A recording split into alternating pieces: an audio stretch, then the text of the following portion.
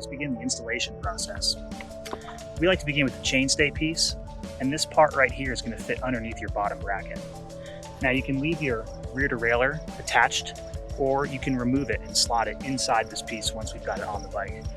When we're shipping or flying with our bikes, we like to remove the derailleur just because it saves you from causing any damage to that derailleur hanger, which can be a hard part to find on the road.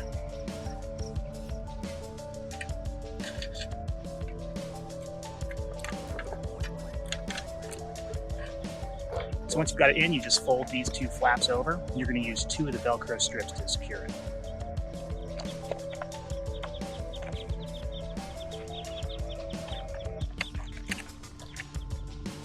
Now this is where you can take your rear derailleur and slot it in.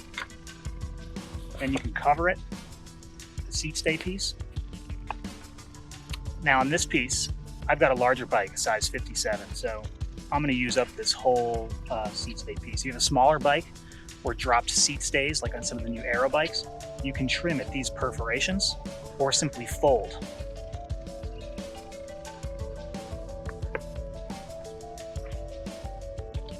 Again, we're going to use 2 strips.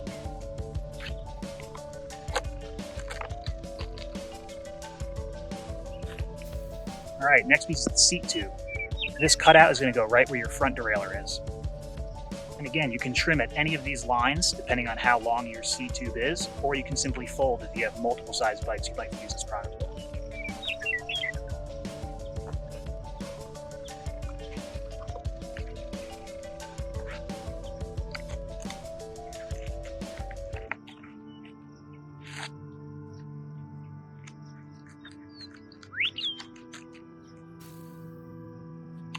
All right, next up is the Downtube.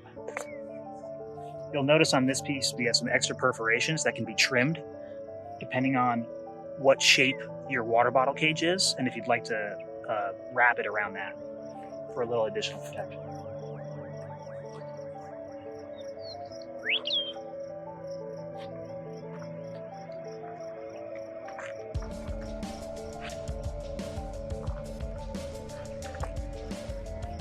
All right, next, the top tube.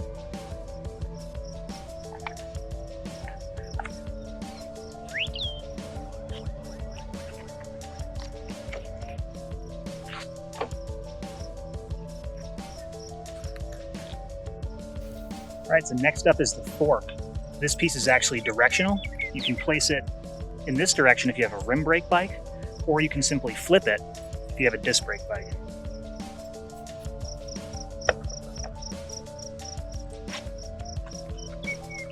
Nice thing about this is this allows our fork piece to work whether you take the fork off your bike, like in our cases, or if you're using one of the larger cases on the market where you have to leave your fork on and attach it to a frame system. Next up is the crank. Our crank piece here has a pocket on the back that'll accommodate up to a 56-tooth chainring. You're going to want to make sure that your crank arm is facing the rear drop down.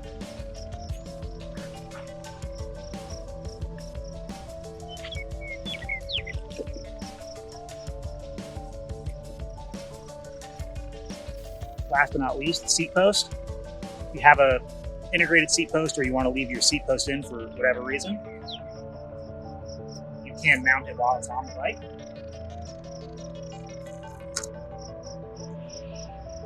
Or